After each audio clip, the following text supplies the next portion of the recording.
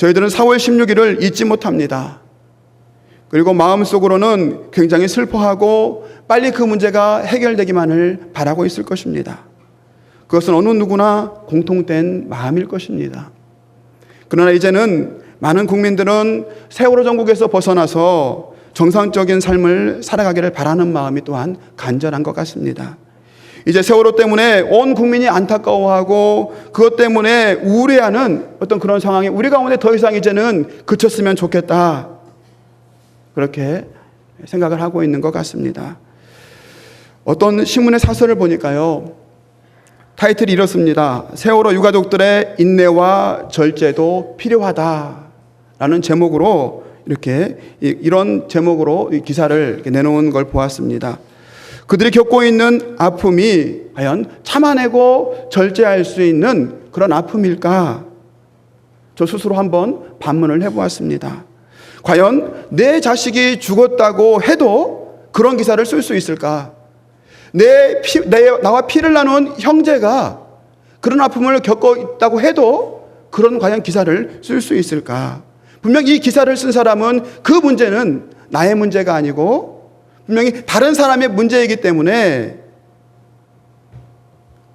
이런 기사를 쓸 수 있는 것이 아닐까 하는 생각들을 해보았습니다. 세월호 사건이 발생한 지 석 달이 한참 지났습니다. 그럼에도 불구하고 아직까지 배가 왜 침몰했는지에 대해서 저희들은 알지 못합니다.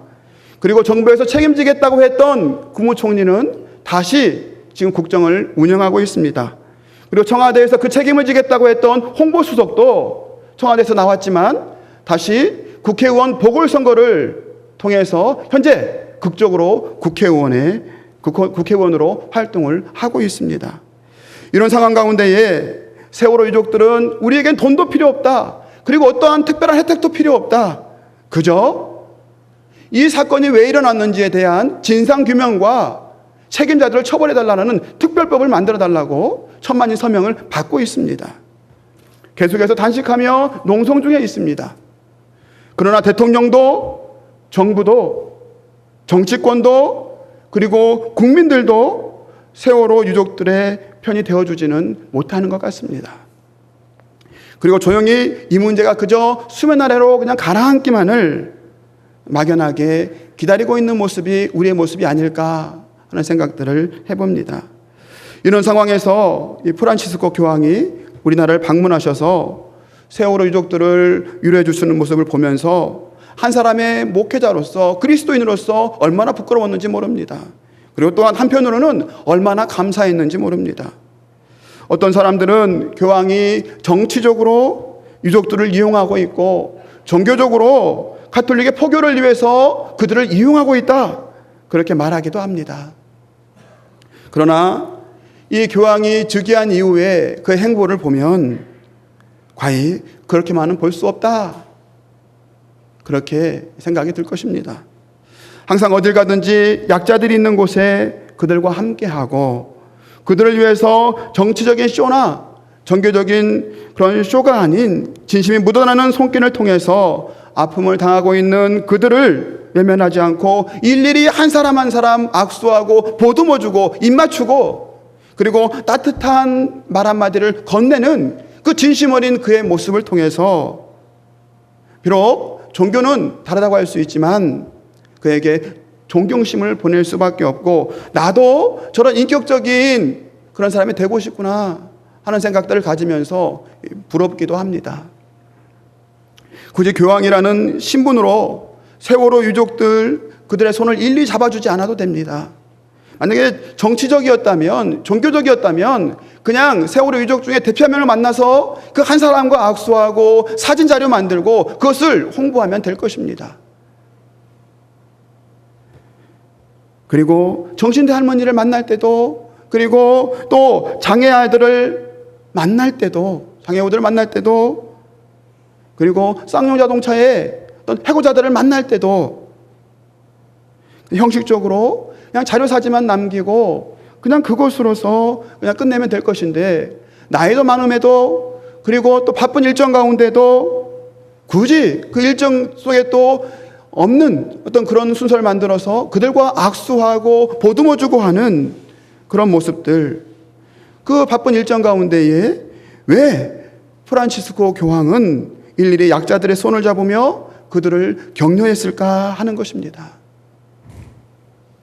프란치스코 교황에게 있어서 아픔을 겪고 있는 사람들 그 한 명 한 명, 그 한 명 한 명들이 바로 나의 형제요, 나의 자매요. 그에게 있어서 그런 아픔들이 나와는 별개의 아픔이 아니라 그 아픔이 나의 아픔이고 또 나의 문제고 내가 해결해야 될 그런 문제라는 인식 때문에 그런 것은 아니겠습니까?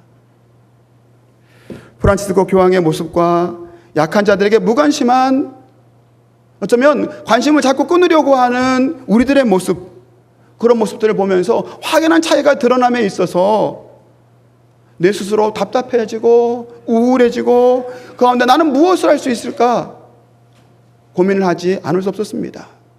고민하는 가운데에 제가 신학생 때 읽었던 마틴 부버의 나와 너라는 그런 책이 생각났습니다. 세상은 나와 너라는 근원어를 통해서 존재합니다. 너 없는 내가 없고 내가 없는 너가 없다는 그런 말입니다. 나와 너를 가능케 하는 것은 관계입니다. 나와 너가 있어야지 관계가 성립될 거 아닙니까? 근데 이 관계는 나와 너 사이에 사랑이라는 이 연결고리로 이루어지게 돼 있습니다. 너는 결코 나의 수단이 아니고 그리고 소유가 될 수가 없습니다. 그저 평등한 관계로 나와 너가 만날 때, 그때 서로에 대한 어떤 인격적인 책임이 있을 때에 그 바른 관계가 이루어질 수 있는 것입니다. 마틴 부버는 우리 사회가 불행해지는 이유에 대해서 이렇게 이야기합니다. 나와 너의 관계, 그것이 나와 그것의 관계로 되어버렸기 때문이다. 그렇게 이야기합니다. 나와 그것의 관계는 나와 그 상대를 수단으로, 이익의 도구로, 나에게 도움이 되지 않으면 나와 관계없는 무관심의 대상으로 처리해버려서 사랑과 사랑의 관계가 연결될 수 없는, 정상적인 관계가 만들어질 수 없는 그런 관계를 이야기합니다. 그런 관계성 때문에 우리 사회가 병들어가고 계속해서 힘들어질 수밖에 없다라고 마틴 부버는 이야기를 하고 있는 것입니다. 그렇다면 마틴 부버는 그의 책에서 그렇다면 우리 사회가 이 병들어 있는 이 사회를 어떻게 하면 치유할 수 있을까? 온갖 뒤틀려진 이 문제를 어떻게 하면 해결할 수 있을까? 그에 대한 대안을 나와 그것의 관계를 나와 너의 관계로 그 관계성 속에서 사랑을 회복하는 그런 길밖에 없다라고 그렇게 이야기를 합니다. 나와 그것의 관계를 다른 사람을 나에게 도움이 안 되는, 나에게 어떤 이익이 안 되는 그런 사람들을 무관심으로 일관하는 사랑이 없는 그런 관계가 계속된다면 우리가 살아가온 이 세상은 희망이 없는 세상이 될 수밖에 없다. 우리에게서 희망은 찾아보기 어렵다라고 그렇게 이야기를 합니다. 누구를 탓하기 전에 먼저 나 자신을 나부터 한번 어떤 모습으로 살아가고 있는지 돌아봤으면 좋겠습니다. 나는 세상과 사람들을 향해 나와 너의 관계를 유지하고 있는지, 바른 사랑의 관계를 유지해가고 있는지, 아니면 어떤 상황일 때는 나와 너의 관계가 되지만 어떨 때는 나와 그것의 관계로 혹시 사람을 대하고 있지는 않은지, 세상을 탓하며 어느새 나와 그것의 관계로 점점 그 영역을 넓혀가고 있지는 않은지,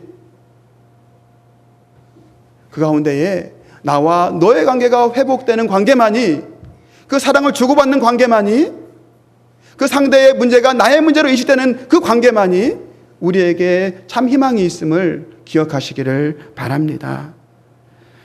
독일의 히틀러 정권에 저항했던 디트리 보네퍼 목사님의 설교에 이런 내용이 있습니다. 교회는 재고백과 제사함이 있을 때에야 비로소 세상이 감당할 수 없는 놀라운 능력을 얻는다는 사실을 잊어버렸습니다.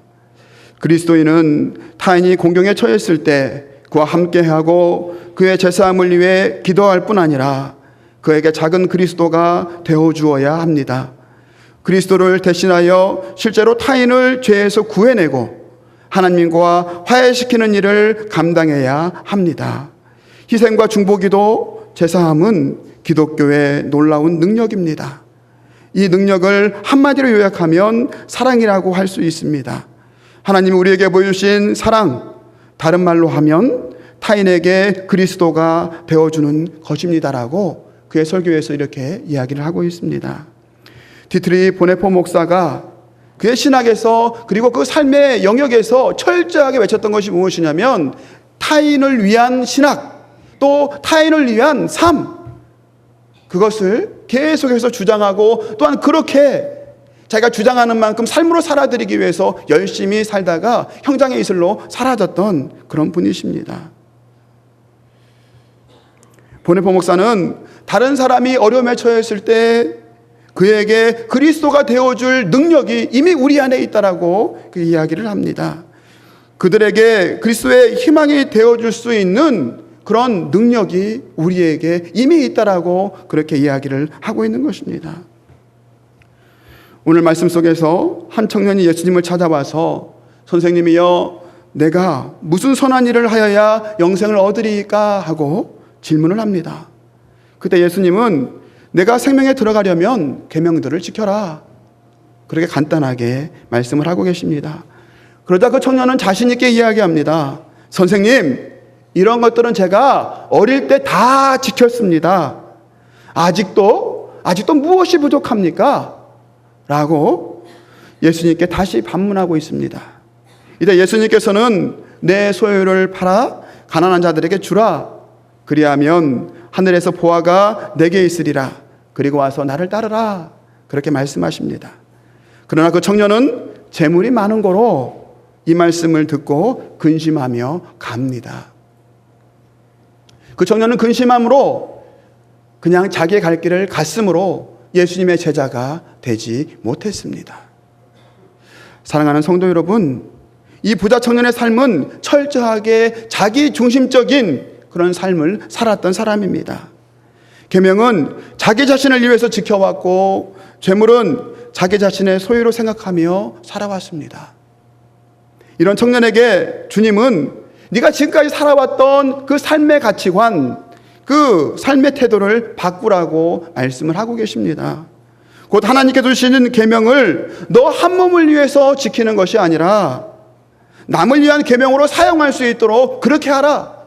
그리고 네가 지금 가지고 있는 이 재물을 너 한 몸을 위해서, 너희 가정을 위해서 쓰는 그런 재물로 사용할 것이 아니라 다른 사람에게 베푸는 그런 재물로 사용해라. 그렇게 활용할 수 있느냐? 그렇게 해야지 너는 나를 따르는 제자가 될 수 있다. 그렇게 이야기를 하고 계시는 것입니다. 다른 말로 고쳐 말하면 내가 가지고 있는 그 관심과 사랑, 그것을 너를 위해서 사용하는 것이 아니라 다른 사람들을 위해서 사용할 수 있느냐?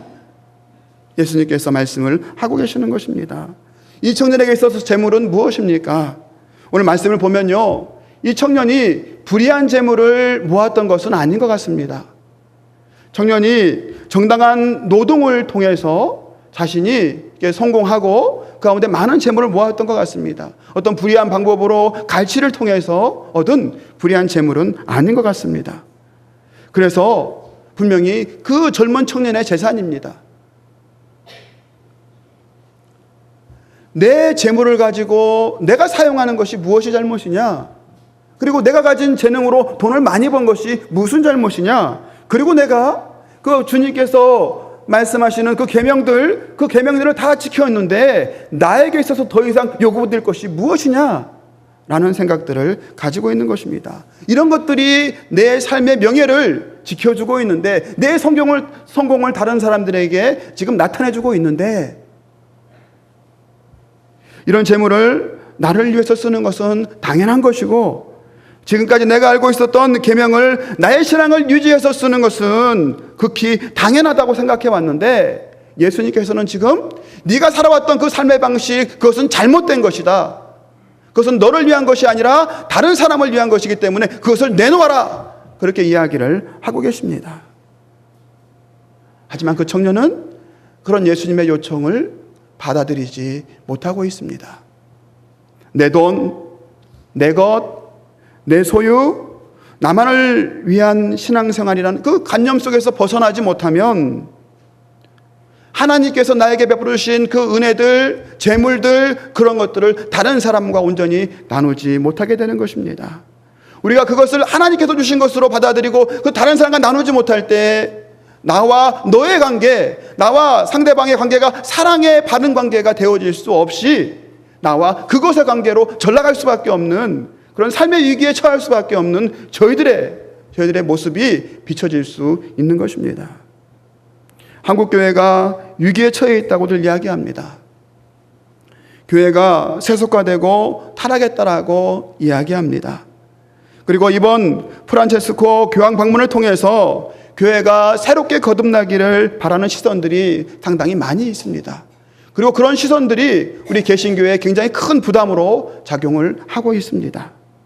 세상의 아픔에 눈을 감고 이웃의 아픔에 눈을 감고 교회 안에서 머물면서 안주하고 내 개인적인 신앙과 믿음은 더 깊게 더 넓게 그렇게 하려고 하는 우리의 모습, 그 가운데 세상을 향한 관심과 사랑은 오히려 더 줄이고, 그리고 우리 교회 하고 있는 어떤 많은 교회들의 모습들을 바라보게 됩니다. 그것도 모자라서 오히려 어려움을 겪고 있는 그들을 대상으로 더 상처를 입히고 더 일어설 수 없도록 주저앉혀버리는 그런 이 개신교들의 모습들도 볼 수가 있습니다. 하나님, 이 정도 신앙생활을 하면 되는 것 아닙니까? 하나님, 이 정도 11조하고 감성금하고 헌금하면 되는 거 아닙니까? 하나님, 이 정도 계명을 지키면 되는 것 아닙니까? 하나님 제 사정 뻔히 아시지 않습니까? 제가 최선을 다해서 하나님 말씀대로 살려고 계명을 지키려고 노력하고 있지 않습니까? 이 정도면 되지 않습니까, 하나님? 하나님, 그리스도인으로서 직장생활 이 정도 하면 바른 것 아닙니까? 이웃들 관계가 이 정도 되면 되는 것 아닙니까? 저에게 다른 것들을 요구하는 것 너무한 것 아닙니까? 제게 아직도 요구할 것이 있으십니까? 제게 아직도 부족한 게 있습니까? 그렇게 좀 반문하고 있는 우리의 모습이 아닐까 하는 생각들을 해봅니다. 하나님께서 이 시간 나에게 이런 질문을 주실 때에 나를 돌아보려고 하지 않고 내가 서 있는 그 삶의 자리에서 더 이상 고민하지 않고 주위를 둘러보려고 하지 않고 그냥 내 개인적인 신앙만 지금까지 살아왔던 대로 계속 그렇게 일관되게 살아간다면 우리에게는 더 이상 희망은 없을 것입니다. 계속해서 우리 삶의 영역에서 나와 그것의 관계가 더욱더 확장될 뿐입니다. 우리는 세상을 통해서 하나님의 형상을 발견해야 하고 하나님의 뜻을 찾아야 합니다. 우리는 나의 이웃들을 통해서 하나님의 형상을 찾아야 하고 또한 그들을 통해서 이 땅에 사라져가는 하나님의 형상을 회복시켜야 할 사명과 능력이 분명히 있습니다. 그런 능력을 가진 하나님의 자녀들입니다. 우리들은 이 보네포 목사님의 말처럼 세상의 이웃들에게 특히 어려움을 당하고 있는 그들에게 친히 그리스도가 되어줘야 합니다. 하나님의 사랑이, 하나님의 돌보심의 손길이 아직도 어두운 것만 같은 이 세상 속에 존재하고 예수 그리스도의 사랑이 나에게까지도 오는구나 하는 그런 감동을 받아 누릴 수 있는, 아직도 살아볼 만한 세상이구나 하고 희망을 가질 수 있는, 그들에게 희망을 줄 수 있는 그런 존재가 바로 우리가 되어야 한다는 것입니다. 그런 능력이 저희 가운데 있다는 것입니다. 보네포 목사는 교회로 모인 우리들에게 하나님께서 주신 은사가 3가지 있다라고 그렇게 이야기합니다. 세상 사람들에게 그리스도가 되어줄 수 있는 능력이 있다는 것입니다. 세상 사람들에게 사랑이 되어줄 수 있는 능력이 우리 가운데 있다라고 이야기를 합니다. 첫 번째 능력은 우리가 다른 사람을 위해서 기쁜 마음으로 희생하고 헌신할 수 있는 어떤 그런 능력입니다. 우리가 눈에 보이지 않든 보이지 않든 간에 다른 사람을 위해서 살아가는 그런 삶이 바로 하나님 앞에서 희생제물을 드리는 그런 삶일 수 있고, 그렇게 살아가는 것이 바로 비로소 그리스도인다운 그런 삶이라는 것입니다. 그런 우리의 희생을 통해서 사랑의 교제가 계속해서 이렇게 확장될 수 있다는 것입니다. 두 번째 능력은 우리가 타인을 위해서 기도할 수 있는 그런 능력을 가지고 있다는 것입니다. 다른 사람을 위해서 중보기도할 수 있는 그런 능력을 우리가 가지고 있다는 것입니다. 항상 우리는 내 중심적으로 생각하기에 바쁩니다. 그래서 내가 다른 사람을 위해서 기도하는 것만 생각하지 다른 사람이 나를 위해서 기도하는 것은 생각하지 못합니다. 하지만 분명히 다른 사람이 나를 위해서도 기도하고 있다는 것을 저희들은 기억하고 있어야 할 것입니다. 이미 나도 다른 사람의 어떤 그런 사랑을 바르게 온전하게 하는, 관계를 바르게 온전하게 하는 그런 도움의 혜택을 받고 있다는 것을 저희들은 깨달아야 한다는 것입니다. 세 번째 능력은 그리스도 안에서 누릴 수 있는 최상의 능력입니다. 무엇인가 하니 한 사람이 다른 사람의 죄를, 또 다른 사람이 나의 죄를 하나님의 은혜 가운데 용서할 수 있는, 그래서 깨어졌던 이 관계가 회복될 수 있는 그런 능력이 우리 가운데 있다는 것입니다. 그래서 서로 간의 마음의 짐, 꺼리낌, 그런 것들을 자유케 할 수 있는 그런 능력이 우리 가운데에 존재한다, 그렇게 이야기를 하고 있는 것입니다. 사랑하는 성도 여러분, 우리가 가지고 있는 능력이 분명히 있습니다. 아니, 이것은 내 능력이 아니라 하나님께서 나에게 부여해 주신, 하나님의 자녀로서 이미 부여해 주신 그런 능력입니다. 이 능력을 나를 위해서만 쓴다면 그 능력은 빛을 발하지 못합니다. 오히려 그 빛을 더 감소시키는, 하나님의 능력을 감소시키는 그런 결과를 초래할 것입니다. 하지만 하나님께서 주신 그 달란트 은사를 나를 위해서가 아닌 다른 이웃들을 위해서, 타자를 위해서 내가 쓸 때에 그때 깨어졌던 우리의 관계가 온전히 회복될 것입니다. 나와 너의 관계가 온전히 회복될 것입니다. 어둡고 희망 없는 암울한 이 세대, 이 세상 속에 그리스도 그분을 온전히 심을 수 있는 저희들이 되기를 바랍니다. 사랑하는 성도 여러분, 예수님 아직도 무엇이 부족하니까 하고 반문하는 저희들의 모습이 아니기를 바랍니다. 지금 내가 누리고 있는 은혜도 재물도 그리고 관심과 사랑도 더 이상 내 것이 아닌 하나님께서 주시는 선물임을 깨닫고 그것을 그대로 믿음으로 고백할 수 있는 저희들이 되기를 바랍니다. 나만을 위한 신앙생활, 우리들만을 위한 교회가 아니라 나와는 관계가 없음에도 불구하고 어려움을 겪고 있고 슬퍼하고 있는 그 지체들을 향해서 내가 친히 그리스도가 되어주는 것, 그렇게 되어지기로 다짐하는 그런 삶만이 우리에게 희망이 있습니다. 이 땅에 사라져가는 하나님의 형상을 회복하는 주체가 되겠다라고 이 시간 마음속에 굳게 다짐하고 가운데 하나님께서 나에게 주시는 그 능력으로 내가 그 일들을 온전히 감당할 수 있기를 원합니다라고 하나님께 이 시간 마음속에, 그리고 또 기회가 될 때마다 기도할 수 있는 저와 여러분이 되시기를 바랍니다. 우리가 결단하고 이웃을 향해 한 발을 내디딜 때 하나님께서는 그 상대방에게 작은 그리스도가 될 수 있는 그 가능성을 열어주시고 나 또한 그 상대로 인해서 하나님의 형상을 되찾게 되고 나 또한 회복될 수 있는 그런 은혜가 분명히 우리 가운데 있을 줄로 믿습니다.